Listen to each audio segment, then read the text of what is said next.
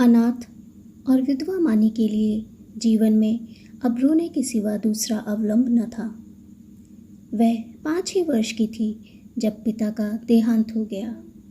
माता ने किसी तरह उसका पालन किया।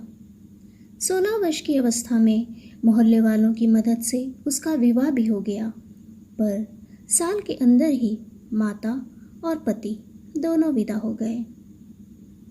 इस विपत्ति में उसे अपने चाचा वंशीधर के सिवा और कोई ऐसा नजर न आया जो उसे आश्रय देता। वंशीधर ने अब तक जो व्यवहार किया था उससे यह आशा न हो सकती थी कि वहाँ वह शांति के साथ रह सकेगी, पर वह सब कुछ सहने और सब कुछ करने को तैयार थी। वह गाली, झिड़की, मारपीट सब सह लेगी। कोई उस पर संदेह तो ना करेगा, उस पर मिथ्या लांछन तो ना लगेगा, शोहदों और लुच्चों से तो उसकी रक्षा होगी। वंशीधर को कुल की मर्यादा की कुछ चिंता हुई, मानी की याचना को अस्वीकार न कर सके। लेकिन 2-4 महीने में ही मानी को मालूम हो गया कि इस घर में बहुत दिनों तक उसका निभाना होगा। वह घर का सारा काम करती, इशारों पर नाचती, सबको खुश करने की कोशिश करती, पर न जाने क्यों चाचा और चाची दोनों उससे जलते रहते। उसके आते ही मेहरी अलग कर दी गई। नहलाने धुलाने के लिए एक लड़का था, उसे भी जवाब दे दिया गया। पर मानी से इतना उबार होने पर भी चाचा और चाची न जाने क्यों उससे मुंह फुलाए रहते। कभी चाचा घुड़कियां जमाते, कभी चाची कोसती। यहाँ तक कि उसकी चचेरी बहन ललिता भी बात बात पर उसे गालियाँ देती। घर भर में केवल उसके चचेरे भाई गोकुल को ही उससे सहानुभूति थी। उसी की बातों में कुछ आत्मीयता, कुछ स्नेह का परिचय मिलता था। वह अपनी माता का स्वभाव जानता था। अगर वह उसे समझाने की चेष्टा करता या खुल्लम खुल्ला मानी का पक्ष लेता तो मानी को एक घड़ी भी घर में रहना कठिन हो जाता। इसलिए उसकी सहानुभूति मानी ही को दिलासा देने तक रह जाती थी। वह कहता, बहन मुझे कहीं नौकर हो जाने दो, फिर तुम्हारे कष्टों का अंत हो जाएगा। तब देखूंगा कौन तुम्हें तिरछी आंख से देखता है। जब तक पढ़ता हूँ तभी तक तुम्हारे बुरे दिन हैं। मानी यह स्नेह में डूबी हुई बात सुनकर पुलकित हो जाती और उसका रोवा रोवा गोकुल को आशीर्वाद देने लगता। आज ललिता का विवाह है। सवेरे से ही मेहमानों का आना शुरू हो गया है। गहनों की झनकार से घर गूंज रहा है। मानी भी मेहमानों को देख देख कर खुश हो रही है। उसकी देह पर कोई आभूषण नहीं है और ना उसे सुंदर कपड़े ही दिए गए हैं, फिर भी उसका मुख प्रसन्न है। आधी रात हो गई थी। विवाह का मुहूर्त निकट आ गया था। जनवासे से पहनावे की चीजें आईं। सभी औरतें उत्सुक हो होकर उन चीजों को देखने लगी। ललिता को आभूषण पहनाए जाने लगे। मानी के हृदय में भी बड़ी इच्छा हुई कि जाकर वधू को देखे। अभी कल जो बालिका थी उसे आज वधू वेश में देखने की इच्छा न रोक सकी। वह मुस्कुराती हुई कमरे में घुसी। सहसा उसकी चाची ने झिड़क कर कहा, तुझे यहाँ किसने बुलाया था? निकल जा यहाँ से। मानी ने बड़ी बड़ी यातनाएं सही थी, पर आज की यह झिड़की उसके हृदय में बाण की तरह चुभ गई। उसका मन उसे धिक्कारने लगा। तेरे छिछोरेपन का यही पुरस्कार है। यहाँ सुहागिनों के बीच में तेरे आने की क्या ज़रूरत थी? वह खिसियाई हुई कमरे से निकली और एकांत में बैठकर रोने के लिए ऊपर जाने लगी। सहसा जीने पर उसकी इंद्रनाथ से मुठभेड़ हो गई। इंद्रनाथ गोकुल का सहपाठी और परम मित्र था। वह भी न्योते में आया हुआ था। इस वक्त गोकुल को खोजने के लिए ऊपर आया था। मानी को वह 2-1 बार देख चुका था और यह भी जानता था कि यहाँ उसके साथ बड़ा दुर्व्यवहार किया जाता है। चाची की बातों की भनक उसके कान में भी पड़ गई थी। मानी को ऊपर जाते देखकर वह उसके चित्त का भाव समझ गया। और उसे सांत्वना देने के लिए ऊपर आया, मगर दरवाज़ा भीतर से बंद था। उसने किवाड़ की दरार से भीतर झांका। मानी मेज के पास खड़ी रो रही थी। उसने धीरे से कहा, मानी, द्वार खोल दो। मानी उसकी आवाज़ सुनकर कोने में छिप गई और गंभीर स्वर में बोली, क्या काम है? इंद्रनाथ ने गदगद स्वर में कहा, तुम्हारे पैरों पड़ता हूँ मानी, खोल दो। यह स्नेह में डूबा हुआ विनय मानी के लिए अभूतपूर्व था। इस निर्दय संसार में कोई उससे ऐसे विनती भी कर सकता है, इसकी उसने स्वप्न में भी कल्पना न की थी। मानी ने कांपते हुए हाथों से द्वार खोल दिया। इंद्रनाथ झपट कर कमरे में घुसा। देखा कि छत के पंखे के कड़े से एक रस्सी लटक रही है। उसका हृदय कांप उठा। उसने तुरंत जेब से चाकू निकालकर रस्सी काट दी और बोला, क्या करने जा रही थी मानी? जानती हो इस अपराध का क्या दंड है? मानी ने गर्दन झुकाकर कहा, इस दंड से कोई और दंड कठोर हो सकता है? जिसकी सूरत से लोगों को घृणा है, उसे मरने पर भी अगर कठोर दंड दिया जाए तो मैं यही कहूँगी कि ईश्वर के दरबार में न्याय का नाम भी नहीं है। तुम मेरी दशा का अनुभव कर सकते हो। इंद्रनाथ की आंखें सजल हो गईं। मानी की बातों में कितना कठोर सत्य भरा हुआ था। बोला, सदा ये दिन नहीं रहेंगे मानी। अगर तुम यह समझ रही हो कि संसार में तुम्हारा कोई नहीं है, तो यह तुम्हारा भ्रम है। संसार में कम से कम एक मनुष्य ऐसा है जिसे तुम्हारे प्राण अपने प्राणों से भी प्यारे हैं। सहसा गोकुल आता हुआ दिखाई दिया। मानी कमरे से निकल गई। इंद्रनाथ के शब्दों ने उसके मन में एक तूफान सा उठा दिया। उसका क्या आशय है यह उसकी समझ में न आया। फिर भी आज उसे अपना जीवन सार्थक मालूम हो रहा था। उसके अंधकारमय जीवन में प्रकाश का उदय हो गया था। इंद्रनाथ को वहाँ बैठे और मानी को कमरे से जाते देखकर गोकुल कुछ खटक गया। उसकी त्योरियां बदल गईं। कठोर स्वर में बोला, तुम यहाँ कब आए? इंद्रनाथ ने अविचलित भाव से कहा, तुम्ही को खोजता हुआ यहाँ आया था। तुम यहाँ ना मिले तो नीचे लौटा जा रहा था। अगर चला गया होता तो इस वक्त तुम्हें यह कमरा बंद मिलता और पंखे के कड़े में एक लाश लटकती हुई नजर आती। गोकुल ने समझा यह अपने अपराध को छिपाने के लिए कोई बहाना निकाल रहा है। तीव्र कंठ से बोला, तुम यह विश्वासघात करोगे? मुझे ऐसी आशा न थी। इंद्रनाथ का चेहरा लाल हो गया।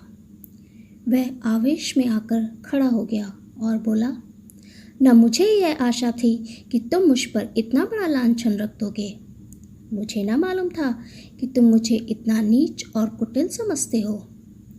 मानी तुम्हारे लिए तिरस्कार की वस्तु हो, मेरे लिए वह श्रद्धा की वस्तु है और रहेगी। मुझे तुम्हारे सामने अपनी सफाई देने की ज़रूरत नहीं है, लेकिन मानी मेरे लिए उससे कहीं पवित्र है जितनी तुम समझते हो। मैं नहीं चाहता था कि इस वक्त तुमसे ये बात कहूँ। इसके लिए और अनुकूल परिस्थिति की राह देख रहा था, लेकिन मामला आ पड़ने पर कहना ही पड़ रहा है। मैं यह जानता था कि मानी को तुम्हारे घर में कोई आदर नहीं है, लेकिन तुम लोग उसे इतना नीच और त्याज्य समझते हो, यह आज तुम्हारी माताजी की बातें सुनकर मालूम हुआ। केवल इतनी सी बात के लिए कि वह चढ़ावे के गहने देखने चली गई थी, तुम्हारी माता ने उसे इस बुरी तरह झिड़का जैसे कोई कुत्ते को भी ना झिड़केगा। तुम कहोगे, इसमें मैं क्या करूं? मैं कर ही क्या सकता हूं?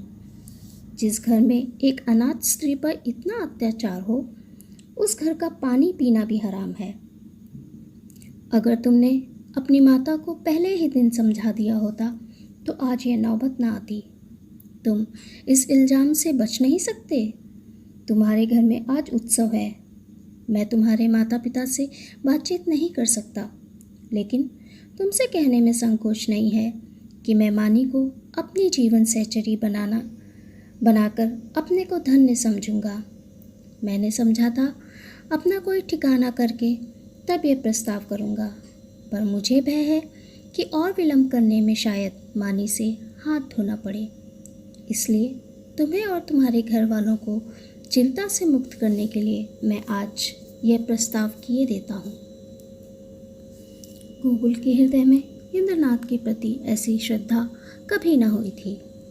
उस पर ऐसा संदेह करके वह बहुत ही लज्जित हुआ। उसने यह अनुभव भी किया कि माता के भय से मैं मानी के विषय में तटस्थ रहा और कायरता का दोषी हुआ। यह केवल कायरता थी और कुछ नहीं। कुछ छेपता हुआ बोला, अगर अम्मा ने मानी को इस बात पर झिड़का तो यह उनकी मूर्खता है। मैं उनसे अवसर मिलते ही पूछूंगा। इंद्रनाथ, अब पूछने पाछने का समय निकल गया। मैं चाहता हूँ कि तुम मानी से इस विषय में सलाह करके मुझे बतला दो। मैं नहीं चाहता कि अब वह यहाँ क्षण भर भी रहे। मुझे आज मालूम हुआ कि वे गर्वणी प्रकृति की स्त्री है और सच पूछो तो मैं उसके स्वभाव पर मुग्ध हो गया हूँ। ऐसी स्त्री अत्याचार नहीं सह सकती। गोकुल ने डरते डरते कहा, लेकिन तुम्हें मालूम है वह विधवा है। जब हम किसी के हाथों अपना असाधारण हित होते देखते हैं तो हम अपनी सारी बुराइयां उसके सामने खोल कर रख देते हैं। हम उसे दिखाना चाहते हैं कि हम आपकी इस कृपा के सर्वथा अयोग्य नहीं हैं। इंद्रनाथ ने मुस्कुराकर कहा, जानता हूँ, सुन चुका हूँ और इसलिए तुम्हारे बाबूजी से कुछ कहने का मुझे अब तक साहस ना हुआ, लेकिन ना जानता तो भी इसका मेरे निश्चय पर कोई असर न पड़ता। मानी विधवा ही नहीं अछूत हो, उससे भी गई बीती अगर कुछ हो सकती है वह भी हो, फिर भी मेरे लिए वह रमणी रत्न है। हम छोटे छोटे कामों के लिए तजुर्बेकार आदमी खोजते हैं, जिसके साथ हम जीवन यात्रा करनी है उसमें तजुर्बे का होना ऐप समझते हैं। मैं न्याय का गला घोटने वालों में नहीं हूँ। विपत्ति से बढ़कर तजुर्बा सिखाने वाला कोई विद्यालय आज तक नहीं खुला। जिसने इस विद्यालय में डिग्री ले ली उसके हाथों में हम निश्चिंत होकर जीवन की बागडोर दे सकते हैं। किसी रमणी का विधवा होना मेरी आंख में दोष नहीं गुण है। गोकुल ने प्रसन्न होकर कहा, लेकिन तुम्हारे घर के लोग? इंद्रनाथ ने दृढ़ता से कहा, मैं अपने घर वालों को इतना मूर्ख नहीं समझता कि इस विषय में आपत्ति करें, लेकिन वे आपत्ति करें भी तो मैं अपनी किस्मत अपने हाथ में ही रखना पसंद करता हूँ। मेरे बड़ों को मुझ पर अनेक अधिकार हैं। बहुत सी बातों में मैं उनकी इच्छा को कानून समझता हूँ, लेकिन जिस बात को मैं अपनी आत्मा के विकास के लिए शुभ समझता हूँ उसमें मैं किसी से दबना नहीं चाहता। मैं उस गर्व का आनंद उठाना चाहता हूँ कि मैं स्वयं अपने जीवन का निर्माता हूँ। गोकुल ने कुछ शंकित होकर कहा, और अगर मानी ना मंजूर करे? इंद्रनाथ को यह शंका बिल्कुल निर्मूल जान पड़ी। बोले, तुम इस समय बच्चों की सी बातें कर रहे हो गोकुल। यह मानी हुई बात है कि मानी आसानी से मंजूर ना करेगी। वह इस घर में ठोकरें झिड़कियाँ सहेगी, गालियाँ सुनेगी, पर इसी घर में रहेगी। युग के संस्कारों को मिटा देना आसान नहीं है, लेकिन हमें उसको राजी करना पड़ेगा। उसके मन में संचित संस्कारों को निकालना पड़ेगा। मैं विधवाओं के पुनर्विवाह के पक्ष में नहीं हूँ। मेरा ख्याल है कि पतिव्रता का यह अलौकिक आदर्श संसार का अमूल्य रत्न है और हमें बहुत सोच समझकर इस पर आघात करना चाहिए। लेकिन मानी के विषय में यह बात नहीं उठती। प्रेम और भक्ति नाम से नहीं, व्यक्ति से होती है। जिस पुरुष की उसने सूरत भी नहीं देखी, उससे उसे प्रेम नहीं हो सकता। केवल रस्म की बात है। इस आडंबर की, इस दिखावे की हमें परवाह नहीं करनी चाहिए। देखो, शायद तुम्हें कोई बुला रहा है, मैं भी जा रहा हूँ। 2-3 दिन में फिर मिलूँगा, मगर ऐसा ना हो कि तुम संकोच में पड़कर सोचते विचारते रह जाओ और दिन निकलते चले जाएं। गोकुल ने उसके गले में हाथ डालकर कहा, मैं परसों खुद ही आऊँगा। बारात विदा हो गई थी। मेहमान भी रुखसत हो गए थे। रात के 9 बज गए थे। विवाह के बाद की नींद मशहूर है। घर के सभी लोग सरे शाम से सो रहे थे। कोई चारपाई पर, कोई तख्त पर, कोई ज़मीन पर, जिसे जगह जहाँ मिल गई वहीं सो रहा था। केवल माँ ने घर की देखभाल कर रही थी और ऊपर गोकुल अपने कमरे में बैठा हुआ समाचार पढ़ रहा था। सहसा गोकुल ने पुकारा, मानी, 1 गिलास ठंडा पानी तो लाना, बड़ी प्यास लगी है। मानी पानी लेकर ऊपर गई और मेज पर पानी रखकर लौटना ही चाहती थी कि गोकुल ने कहा, जरा ठहरो मानी, तुमसे कुछ कहना है। मानी ने कहा, अभी फुर्सत नहीं है भाई, सारा घर सो रहा है, कहीं कोई घुस आए तो लोटा थाली भी ना बचे। गोकुल ने कहा, घुस आने दो, मैं तो तुम्हारी जगह होता तो चोरों से मिलकर चोरी करवा देता। मुझे इसी वक्त इंद्रनाथ से मिलना है। मैंने उससे आज मिलने का वचन दिया है। देखो, संकोच मत करना। जो बात पूछ रहा हूँ उसका जल्द उत्तर देना। देर होगी तो वह घबराएगा। इंद्रनाथ को तुमसे प्रेम है, यह तुम जानती हो ना? मानी ने मुंह फेर कर कहा, यही बात कहने के लिए मुझे बुलाया था? मैं अभी कुछ नहीं जानती। गोकुल, खैर, यह वह जाने और तुम जानो। वह तुमसे विवाह करना चाहता है। वैदिक रीत से विवाह होगा। तुम्हें स्वीकार है? मानी की गर्दन शर्म से झुक गई। वह कुछ जवाब न दे सकी। गोकुल ने फिर कहा, दादा और अम्मा से यह बात नहीं की गई। इसका कारण तुम जानती ही हो। वह तुम्हें घुड़कियाँ दे देकर जला जला कर चाहे मार डाले, पर विवाह करने की सम्मति कभी ना देंगे। इससे उनकी नाक कट जाएगी। इसलिए अब इसका निर्णय तुम्हारे ही ऊपर है। मैं समझता हूँ तुम्हें स्वीकार कर लेना चाहिए।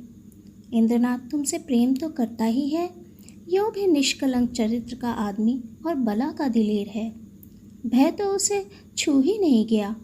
तुम्हें सुखी देखकर मुझे सच्चा आनंद होगा। मानी के हृदय में एक वेग उठ रहा था, मगर मुंह से आवाज़ ना निकली।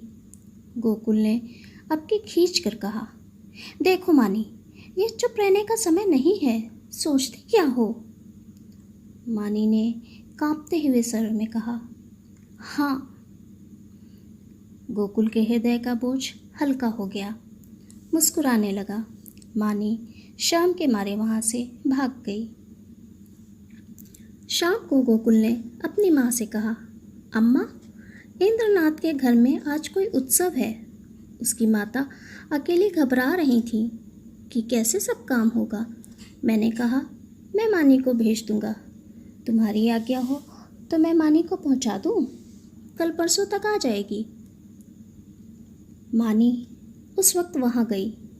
गोकुल ने उसकी ओर कनखियों से ताका। मानी लज्जा से गड़ गई। भागने का रास्ता न मिला।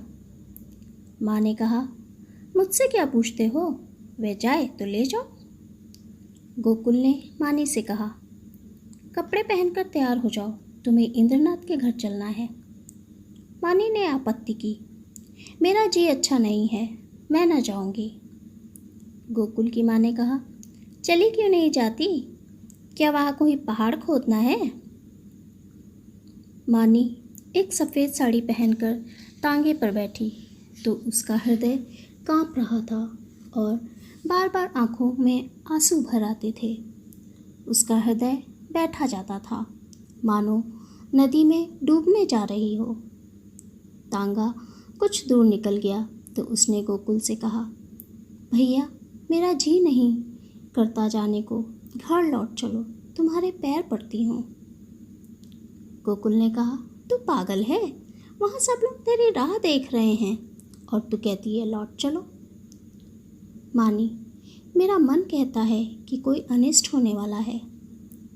गोकुल, और मेरा मन कहता है तू रानी बनने जा रही है। मानी, 10-5 दिन ठहर क्यों नहीं जाते, कह देना मानी बीमार है। गोकुल, पागलों की सी बात ना करो। मानी, लोग कितना हंसेंगे। गोकुल, मैं शुभ कार्य में किसी की हंसी की परवाह नहीं करता। मानी, अम्मा तुम्हें घर में घुसने ना देगी, मेरे कारण तुम्हें भी झिड़कियाँ मिलेंगी। गोकुल, इसकी कोई परवाह नहीं, उनकी तो आदत ही है। तांगा पहुंच गया। इंद्रनाथ की माता विचारशील महिला थी। उन्होंने आकर वधू को उतारा और भीतर ले गई। गोकुल यहाँ से घर चला तो 11 बज रहे थे। एक और तो शुभ कार्य के पूरा होने का आनंद था, दूसरी ओर भय था कि कल मानी ना जाएगी तो लोगों को क्या जवाब दूंगा। उसने निश्चय किया, चलकर सब साफ साफ कह दूं, छिपाना व्यर्थ है। आज नहीं कल, कल नहीं परसों, सबको कुछ कहना ही पड़ेगा, आज ही क्यों ना कह दूं। यह निश्चय करके वह घर में दाखिल हुआ।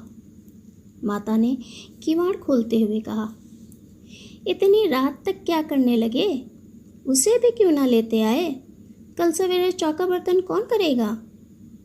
गोकुल ने सिर झुकाकर कहा, वह तो अब शायद लौट कर ना आए अम्मा, उसके वहीं रहने का प्रबंध हो गया है। माता ने आंखें फाड़ कर कहा, क्या कहता है, भला वहाँ वह कैसे रहेगी। गोकुल, इंद्रनाथ से उसका विवाह हो गया। माता मानो आकाश से गिर पड़ी। उन्हें कुछ सुध ना रही कि मेरे मुंह से क्या निकल रहा है। कुलांगार, भड़वा, हरामजादा और ना जाने क्या क्या कहा। यहाँ तक कि गोकुल का धैर्य चरम सीमा का उल्लंघन कर गया। उसका मुंह लाल हो गया, त्योरियाँ चढ़ गईं। बोला, अम्मा बस करो, अब मुझ में इससे ज़्यादा सुनने का सामर्थ्य नहीं है।